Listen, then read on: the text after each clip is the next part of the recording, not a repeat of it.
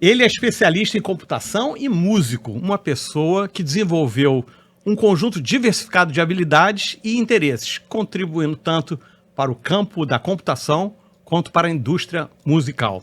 Eu recebo hoje aqui no Rio Etec um dos compositores do super clássico Rio 40 Graus, Carlos Laufer. Seja bem-vindo aqui ao Rio Etec, Laufer. É um prazer estar aqui, tá certo. Legal. Né?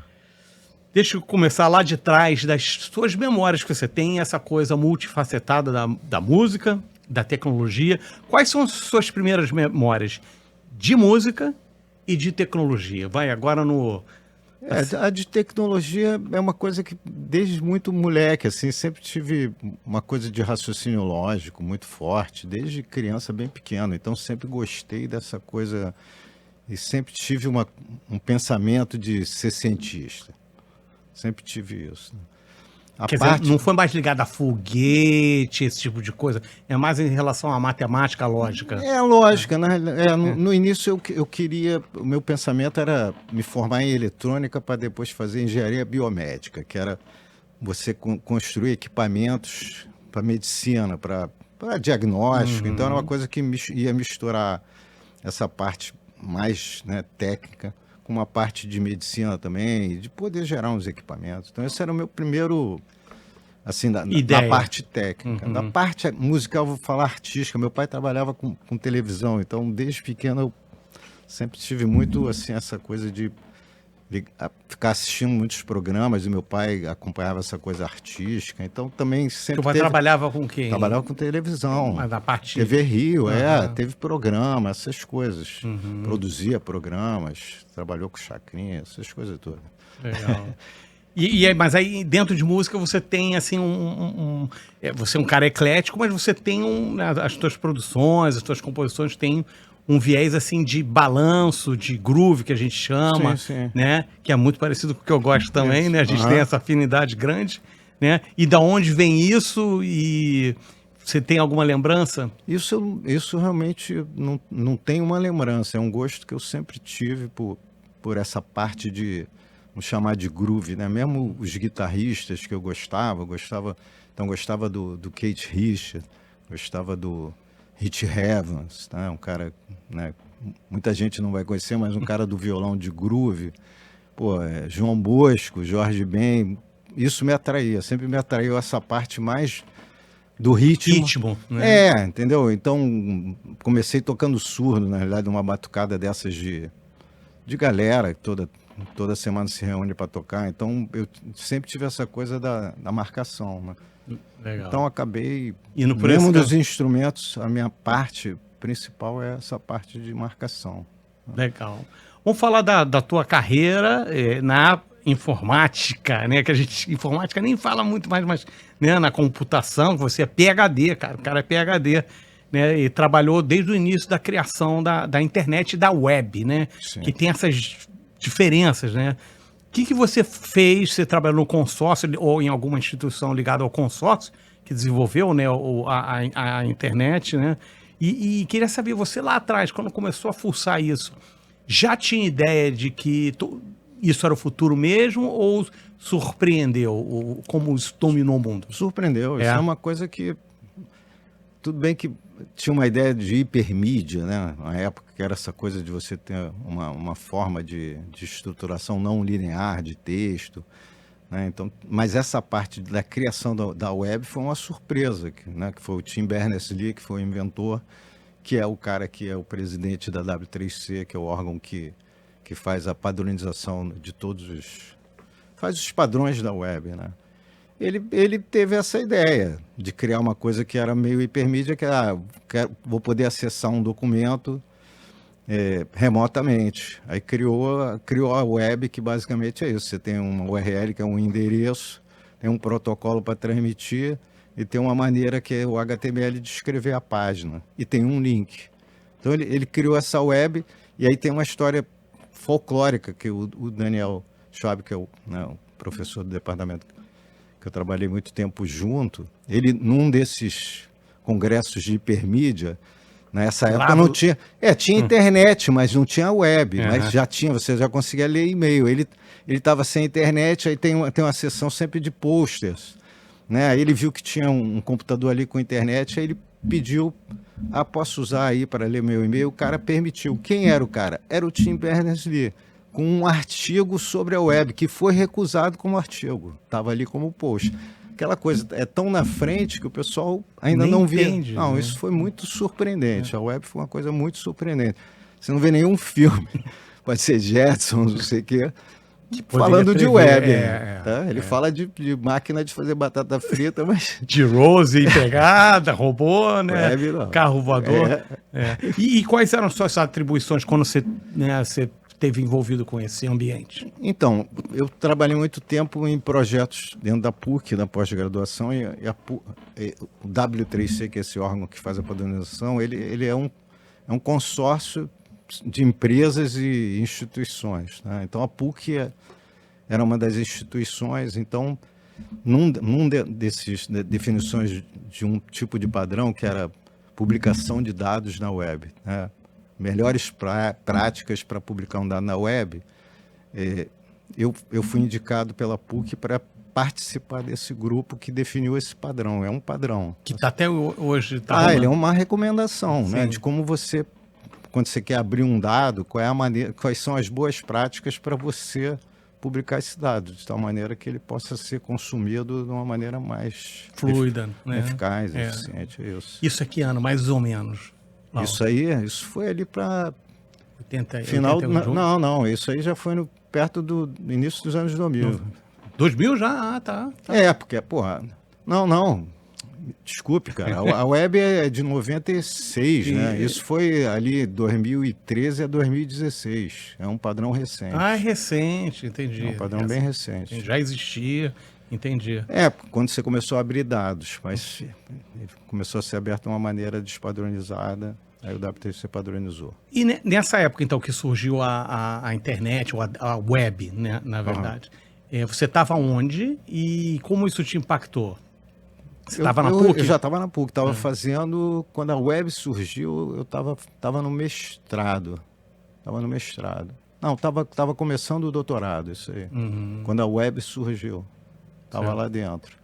Então você viu a coisa acontecer da academia, do ponto de vista da academia, que é da onde surgiu, na verdade. Sim, né? Veio crescendo. E depois... Começou como isso, como uma maneira de você acessar documento remotamente, até virar essa coisa de hoje em dia, as aplicações todas rodam em cima desse protocolo. Pois é. Vamos para a música agora. Esse programa vai ser música e tecnologia, música e tecnologia. Você tem um parceiro constante, foi meu colega lá na PUC de jornalismo, Fausto Fawcett. Você conheceu ele lá? Não, conheci ele. Eu, quando estava na carreira técnica, fui numa festa, só tinha engenheiro, não sei o quê, e alguém tinha visto lá, vai ter um curso de teatro do Asdrubal, trouxe trombone lá no Parque Lage. Aí alguém falou de zoação, vamos fazer esse curso, era um mês. Aí eu falei, vamos lá. Me inscrevi, quando cheguei lá, fui o único que me inscrevi. E aí na turma só tinha aluno, estudante de teatro, não sei o quê. Essa turma que eu entrei tinha a Fernanda Torres, que estava novinha ainda, tá certo? Ricardo Addington, Lídia Bronde, uma opção de gente. E o Fausto também se inscreveu nessa turma, conheci ele nesse curso. A gente se conheceu, rolou uma integração assim muito imediata.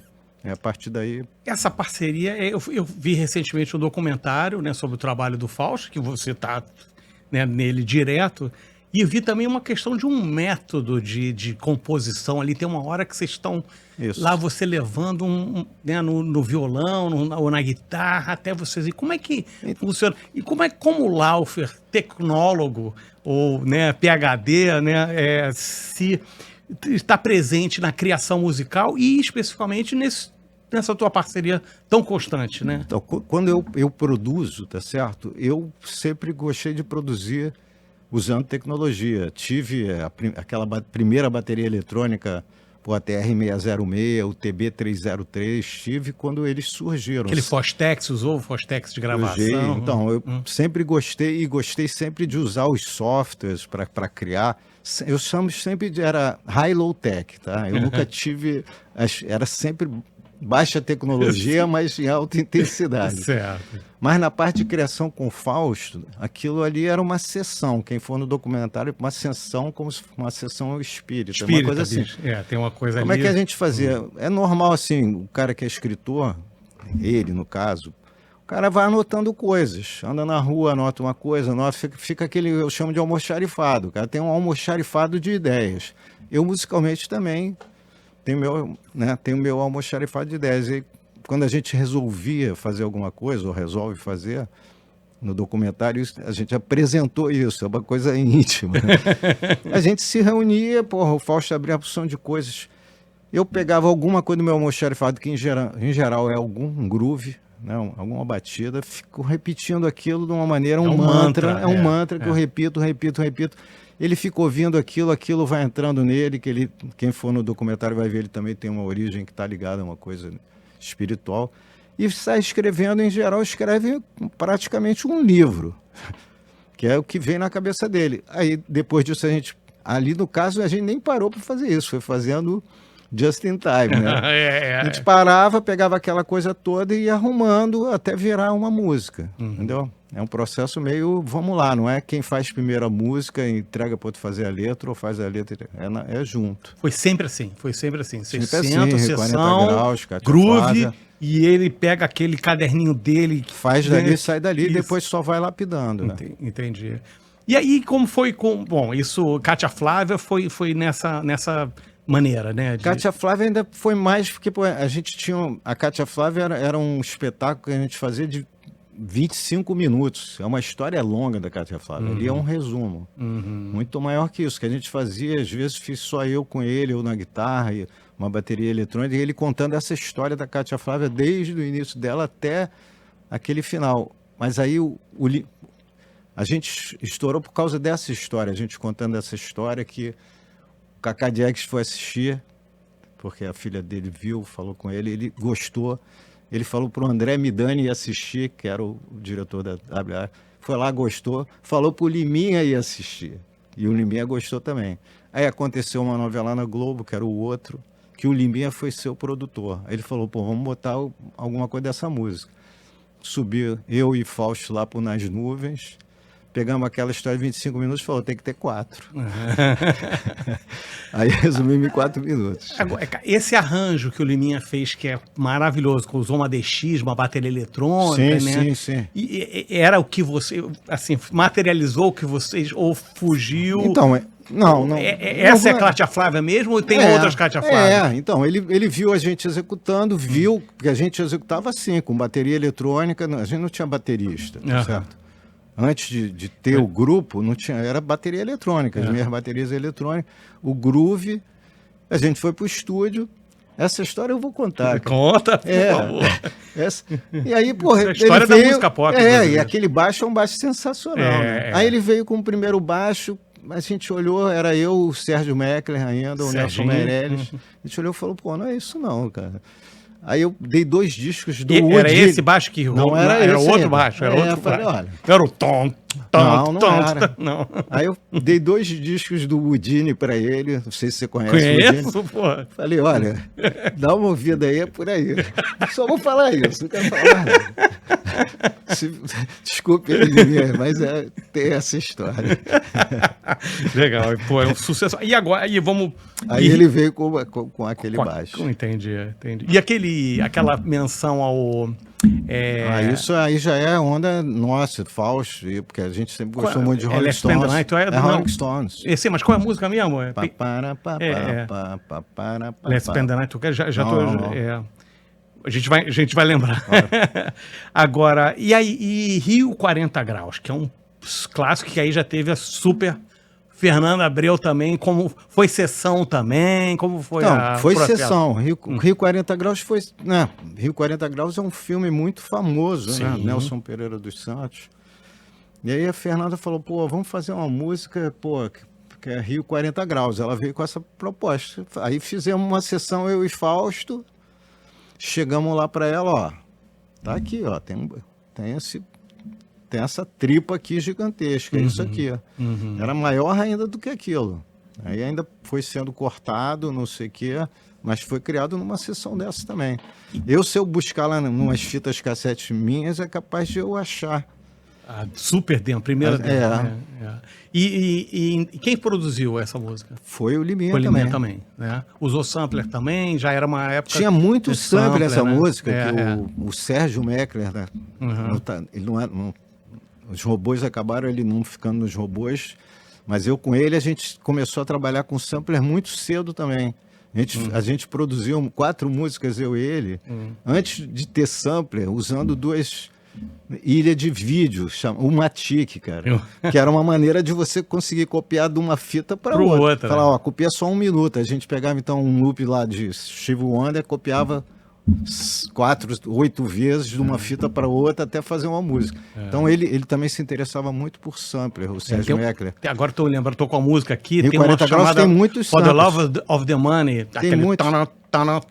Né? Tem muitos samplers, muitos. Nessa, não é 40 graus. Acho que o sampler ainda estava, né? Usava o que quiser. Fernanda foi das primeiras que começou realmente a botar dentro das produções dela. Tá. Voltando para a tecnologia, e lá atrás também por uma fase importantíssima, né, em que o Rio foi a capital da informática, que tinha uma questão de uma... Eu queria que você contextualizasse essa época da reserva de mercado da informática e como você foi parar na Cobra, uma das maiores, uma das primeiras e maiores fabricantes de computadores que desenvolveu o sistema operacional próprio.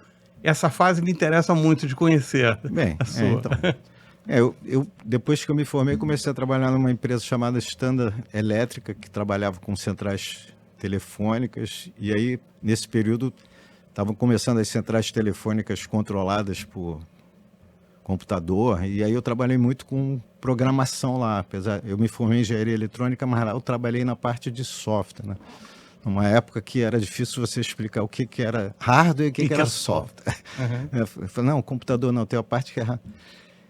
E aí teve um período que várias pessoas de lá saíram para a Cobra, que era uma empresa da Marinha, tá, que foi criada para fazer a manutenção dos computadores, chamava Ferrante, que eram os computadores das fragatas. Olha só. Então, eles precisavam ter o domínio da tecnologia dos computadores, porque controlavam canhões, não sei o quê. Então, era uma empresa da Marinha no início. Não sabia disso. Né? No início, todos os presidentes ou eram almirantes, não sei o que, era sempre militar. E aí, vários foram de lá para a Cobra, e aí uma das pessoas que foi para lá me chamou para trabalhar lá. Então, comecei a trabalhar lá, fui crescendo lá dentro, nessa parte de programação, até passar para uma área que chamava de divisão de sistemas operacionais, que era com o pessoal do P15 da PUC, que desenvolveu o primeiro computador, digamos, brasileiro, e eles foram para a Cobra. Comecei a trabalhar no desenvolvimento de sistemas operacionais, fiquei lá até chegar lá no nível lá projetista 4, que era a gente fazendo os sistemas operacionais, até que a Kátia Flávia surgiu. Aí rolou uma divisão ali. A Kátia Flávia chegou para mim e falou, olha, eu vou precisar de mais tempo seu. Aí eu falei, tá bom, vou ficar um tempinho aqui com você. E como era assim esse ambiente aí? Quer dizer, era um pessoal de alta qualificação, né? Alta qualificação, assim, profissionais de altíssimo gabarito na área de informática. Muitos deles depois migraram, foram ter empresas, foram ser diretores da área de tecnologia. Muitos ainda estão aí. Foi um lugar onde teve uma formação muito grande de mão de obra e de pessoal da área de informática. Então, essa parte da Cobra, como uma incubadora de pessoas, talentos, foi muito importante. Que é uma coisa que, quando se fala de reserva de mercado, se reduz só a uma parte ali que tem uma parte negativa mesmo, que, né, sempre tem uma maneira de alguém querer se aproveitar. Não foi o caso da Cobra. A Cobra realmente tinha todo o interesse e que a gente tivesse todo o controle da nossa tecnologia, tanto que o que a gente desenvolveu lá foi de alto valor, assim, tecnológico. Teve um sistema até Unix, né? Unix-like, chamava que o OS 10, Mac OS 10 só veio... Antes de ter essa ideia que a base do sistema deveria ser, mesmo que ele externamente não tivesse a cara do Unix, a base dele por baixo funcionasse dentro dos paradigmas de um sistema Unix. Foi certificado pessoal do Unix lá fora, um sistema bem legal, cara. E você chegou... O que aconteceu com a Cobra, exatamente? Quando acabou A Cobra, reserva, então, ela foi... a Cobra era uma empresa que era capital aberto, mas as ações basicamente eram de empresas públicas, tá certo? Então, com a informática se desenvolvendo e o Banco do Brasil era o maior acionista, ele ali viu uma oportunidade de pegar, em vez de ficar usando a Cobra para ganhar dinheiro vendendo máquinas, como uma área própria de tecnologia para desenvolver os produtos de informática, né? Que atualmente a gente vê que um banco, basicamente, ele está virando, tanto que a gente tem bancos que são só informática. É o que vai acontecer. Então ela acabou indo aos poucos migrando para ser uma empresa do Banco do Brasil, até que atualmente realmente é uma empresa do Banco do Brasil e tem um outro nome. Ainda existe a Cobra? Existe, chama BB, não é mais Cobra, ela até mudou o nome, né? BB Tecnologia e Serviços, mas funciona no mesmo lugar onde a Cobra funcionava. Na realidade só mudou, digamos, a razão social. E ela chegou a fabricar hardware? Não chegou? Fabricava um hardware também. CP500 foi um famoso... Fabricava. Isso é pré ou na transição para computação pessoal, né? A gente antes da Apple já entregava o hardware e o software. Olha só, pois é, são histórias que não são contadas, né, cara? Impressionante isso, né? Aí você foi para pesquisas em web semântica. Sim, Explica para os nossos espectadores o que e o que aconteceu? Teve a fase da Cátia Flávia, aquela coisa, sucesso, papá, lá em cima, não sei o quê. Aí, o primeiro disco, explodiu. O segundo disco já é aquela coisa, já fizemos tipo John Lennon, né? Vamos fazer o que a gente quiser. Se quiser ficar nu na cama, a gente... E aí fizemos aquele disco que é lindo, um disco lindo, a capa da Silvia Pfeiffer, chama Império dos Sentidos. Mas aí já foi um álbum que já não vendeu tanto, acabou o nosso contrato, a gente saiu. Né? Aí eu fiquei um ano ali meio, caramba, vou continuar na música. Eu falei, porque eu tenho a coisa técnica que também me atrai, coisa lógica. Né? Aí fiquei um ano ali meio de bobeira, falei, não, vou voltar, mas não vou voltar para a indústria, porque eu não quero me amarrar e deixar uma carreira da música. Então fui para a área acadêmica, aí fui fazer um mestrado. Para poder conciliar, né? Poder conciliar duas carreiras, né? A carreira... Então eu vim trilhando as duas carreiras até hoje. E aí, mas como é que foi? O que é web semântica? Fui para o mestrado. Então, Então, a gente teve o primeiro movimento da web, né? Que eu falei do Tim Berners-Lee. Que era uma web mais sintática, tá certo? Quando você olhava uma página da web, né, você tinha aquele texto, então essa coisa dos robôs, como, sei lá, a Google, né? Não adiantava você ter as coisas, você precisa achar as coisas, né? Então a Google, ela passou a ganhar dinheiro por quê? Eu estou procurando uma coisa, a coisa está aí, mas como é que eu vou achar? Só que a maneira que os robôs tinham para entender as páginas era conseguir ler aquele texto e interpretar aquilo, só que aquilo era só sintático, tá certo? Então você começou a criar vários padrões para embutir dentro das próprias páginas, né, do HTML, certo? Como se fosse um formulário, informações que a máquina já consegue semanticamente entender. Então, por exemplo, você tem algum nome de uma pessoa, tem algum tag dizendo que aquilo é um nome, tá certo? Não é mais só, isso parece um nome. Você começou a ter a gente chama de ontologias, você botar um outro tipo de código. Então tem o código que o humano entende, que é aquele texto, mas dentro tem um segundo código que pode ser entendido pelos robôs, que é você acrescentar semântica às páginas da web, de tal maneira que você, o Google, todo mundo possa entender melhor o que são essas páginas. Aí, e poder responder melhor para quem está procurando. Isso começou quando, mais ou menos?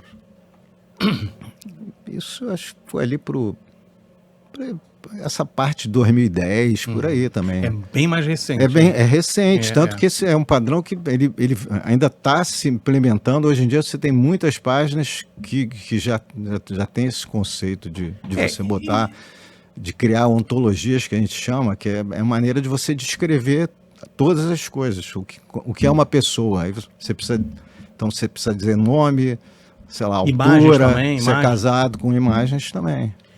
Isso faz parte da chamada Web 3, não é isso? A Web Semântica. Isso era a Web 2.0 ainda. Tá. A Web Semântica é do Web 2.0. 2.0. Tá.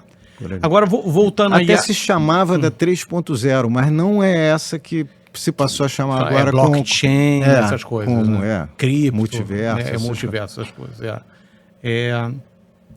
Então, vamos voltar agora para música. Primeiro, assim, nessa fase inicial... Eu tenho que aqui fazer a observação que já fui em muitas festas onde dançamos muito charme junto. Né? Tínhamos aqui Beto como DJ, tá? Maria, obrigado. Não, pô, e sempre tocando Fausto, coisas que você... Solteiro no Rio de Janeiro, também, né? Léo, você, legal, bacana. Mas você, tocar teu instrumento, eu já te vi tocando guitarra e te vi tocando baixo, como é que...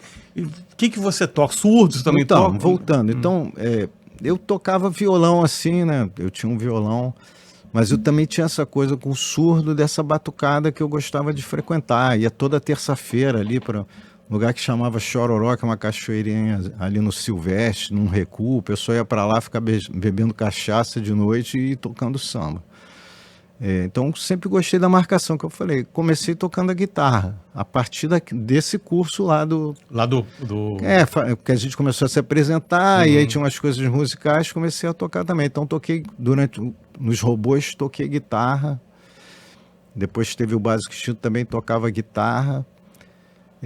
Mas aí comprei um baixo, e aí... Porque o teu na internet vai ser lá o Fairbass, né? Lá o Fairbaixo. Aí lá pro início dos anos 2000 comecei a tocar baixo, aí o Dado Villa Lobos, a Legião naquela época acabou, né? O Renato faleceu, e aí o Dado queria se lançar na carreira, né, individual, aí eu ajudei ele, nós produzimos o disco dele. Nessa época eu estava tocando baixo, a gente produziu o disco, aí ele foi montar uma banda, ele falou, eu perguntei, ele quis montar a banda, eu falei, vou tocar o quê? Ele falou, você toca o que você quiser, eu falei, vou tocar baixo. Aí fiquei tocando baixo com ele uns 12 anos. Caramba! Entendeu? Esse período eu toquei baixo. Aí os robôs a gente fazia umas apresentações, aí quando voltou, aí o Leléo, teve uma época que ele foi fazer um show. E aí ele falou, pô, o Olaf quer tocar comigo? Falei, quero. Ele falou, mas eu quero que você toque surdo, tá certo? Porque ele sabia que eu gostava. Surdo e faço o back. Eu falei, pô, beleza. Aí comprei meu surdo vermelho lá. Aí comecei a tocar surdo. Aí quando depois a gente voltou a se apresentar com robôs, falei pro Fausto, vou tocar surdo. Né? Porque a gente conheceu a Gabriela Camilo e o Fábio Caldeira, que são uma dupla que chama Látex. Então o Robôs passou a ser nós quatro, eu, Fausto, o Fábio e a Gabriela. Ele toca guitarra, ela toca teclado e faz programação também. Eu falei, vou tocar baixo. Quer dizer, vou tocar baixo, não, vou tocar surdo. Então a formação ficou essa, aí fiquei tocando surdo, até agora que voltei para guitarra de novo com o Leléo. Legal. Eu li, cara, recentemente, está em função do Rock in Rio, que alguns artistas que, assim, são mais... o público mais jovem, que eles, nos shows, eles não estão nem tocando as músicas inteiras. Uma coisa de... né? E a gente sabe que agora com o Spotify é muito importante você capturar a atenção no começo. Então, as músicas já estão começando no refrão. Né? Eu li também vi um vídeo do Rick Beato, que é um super, né, canal de música bacana, entrevistando o Sting, que fala, pô, agora não tem mais a parte C da música, né? Então as músicas estão ficando muito quadradonas, né, por conta disso. Como você vê essa influência da tecnologia na composição? Você fica relax ou isso te incomoda? Não, pô, ficou completamente relax. Pô, completamente relax. Eu posso não gostar de certos estilos, não sei o quê, mas, assim, o que cada um pode fazer, pô, isso é liberdade total. Então tem uma coisa que chama hiperpop também, né? Que são músicas de 2 minutos, mas, pô, já teve punk que era só 2 minutos também. Mas isso que você falou de só pegar pedaços, tem muitos DJs hoje em dia que eles não tocam mais a música toda também. Eles tocam 2 minutos ali, eles já cortam para outra, não tem mais essa coisa da música inteira. Isso aí é a influência dessa coisa toda, tudo bem. Que mundo fragmentado, né? As pessoas gostam de passar de um lado para o outro, ou, sei lá, ficam entediadas muito rapidamente, mas isso também são fases. É isso que eu falei, faz parte. Se a onda é essa, vou falar, não sou eu que vou falar que a onda não é essa. O Sting fala um negócio que eu achei que me chamou a atenção. Ele fala, cara, que a música há 200 anos, para a pessoa escutar uma música, ela tinha que caminhar 30 quilômetros para ir para uma igreja num domingo para ver os corais, né? E hoje em dia a música, né, você liga como se fosse uma cafeteira on-off, né? Liga, desliga. E que perdeu, que virou uma mercadoria, uma coisa, né, volátil, né? Não sei, eu fiquei pensando sobre isso. Eu acho muito ruim um show em que só são trechos da música. Né? Posso estar sendo careta, sendo, sei lá, não é caretice, mas essas análises elas são feitas por alguém que passou por outra fase. Porque é aquela coisa... Ser humano, né? A gente não falou de inteligência artificial. Vamos falar, é o final. Mas o ser humano, cara, o bebê, cara, ele nasce sempre na era atual, tá certo? Então, não tem, o passado era legal e agora não é. Não tem, claro que tem sempre alguém que vai, né, aquela coisa, Meia-Noite em Paris, né? Antigamente era legal. Ele parte dali para frente. E aí dali ele vai tirar o que é agradável, o que não é agradável. Agradável para essa geração, se é agradável, tá valendo, é isso que eu tô falando. Pode não ser o meu gosto, eu posso achar isso vai destruir, não vai destruir. Mas não dá para saber, porque quando os Beatles surgiram, tinha muita gente que falava que aquilo não era música, que eles não tocavam nada. Samba também. Os cantores não cantavam nada. Aqui no Brasil o cara estava acostumado com Orlando Silva, Elisete Cardoso, e aí vem o pessoal que canta de uma maneira e fala, o Chico Buarque ali, desafina ali. Tô te falando. Então isso não é...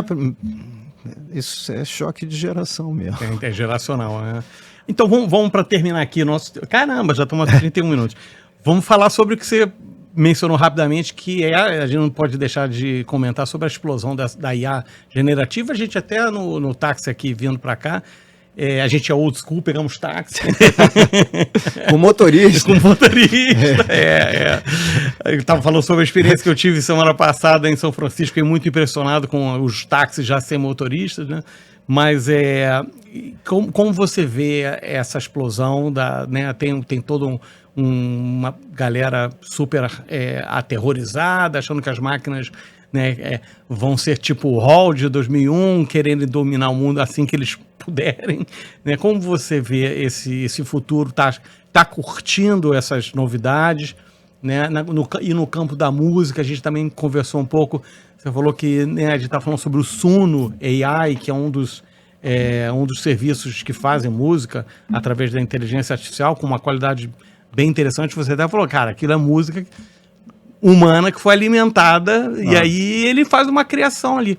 O que você acha? As máquinas são criativas? As máquinas vão dominar o mundo? Para terminar aqui. Eu acho ótimo, a primeira coisa, tá certo? Eu acho que é uma fase tecnológica nossa, tá certo? E o ser humano está sempre, de alguma maneira, tentando imitar o ser humano, né?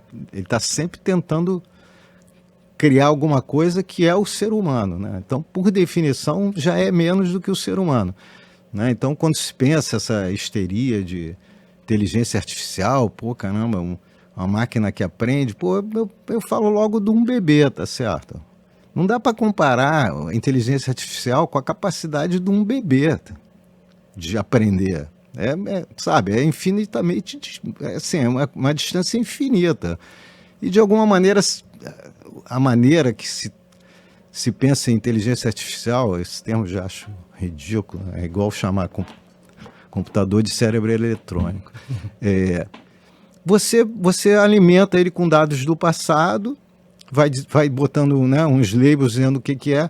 Se a gente quiser radicalizar, a gente também aprende assim. O bebê vai aprendendo. Tu passa um cachorro, tu fala, cachorro. Au, au, au, au, au, au, au, au. Aquele é au, au, au, au, au, au. Chega uma hora que aquele pattern, a gente não sabe como na cabeça, né, de uma criança, mas chega uma hora que ele olha um que ele nunca viu e fala au, au. Tá certo? Treinamento de inteligência artificial é um pouco assim, só que a gente sabe qual é o pattern que vai para a cabeça do computador, é um padrão matemático. A gente transforma isso em matemática. Na cabeça da gente, a gente não sabe o que é. Provavelmente é muito mais poderoso do que um padrão matemático. A gente fica tentando, mas ainda está longe. É aquela coisa, vai ser ruim. Sempre tem uma parte que é ruim, tem outra parte que é boa, pô. Andar num táxi que, porra, tudo bem, tem gente que vai perder emprego, digamos assim. Mas, pô, um táxi que chega, vai para um lugar, a gente já sabe, pô. Elevador já tinha ascensorista, não tem ascensorista.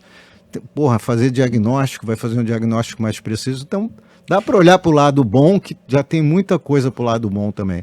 Dá para ter a histeria, mas a histeria não tem como o homem criar uma coisa, né, assim, para pensar no pânico. Não tem como o homem criar alguma coisa que é mais malévola do que o homem. Não tem. Não tem. Então, eu tô falando, a gente olha para o mundo, pô, se for para destruir o mundo, a gente agora no Brasil está passando por isso. Então, assim, o homem tem muita capacidade. Se for para destruir, o próprio homem vai destruir, não precisa da máquina, não, cara. A gente está falando até de táxis, né, autônomos, que hoje em dia os motoristas eles vão seguindo pelo Waze, na verdade, é meio autônomo aqui, né? Só que ele está, né, simplesmente é uma interface ali para o que a máquina está dizendo para ele. Os carros autônomos eliminam essa interface, que às vezes falha até, né? Claro, um motorista antigo de táxi acha esse cara um cara burro, né, digamos. Esse cara já tirou o emprego dele. Né? Porque ele é um cara que não ia dirigir táxi antigamente. Exatamente. Tu vai falar, vou para tal rua lá, sei lá, no andar aí. O cara não sei onde falou, não dá, não vai. Então faz parte dessa história, vamos dizer assim, é um choque geracional de tecnologias. Que vamos sempre ter, né, cara? Vamos sempre ter. Muito legal, eu tive aqui o Carlos Laufer, músico, PhD em tecnologia, um cara que veio... a internet assistiu de perto o começo e está aí acompanhando tudo. Muito legal ter você aqui, Laufer. Prazerzão, Beto. Boa, companheiraço de música, de pista de dança. Até a próxima, então.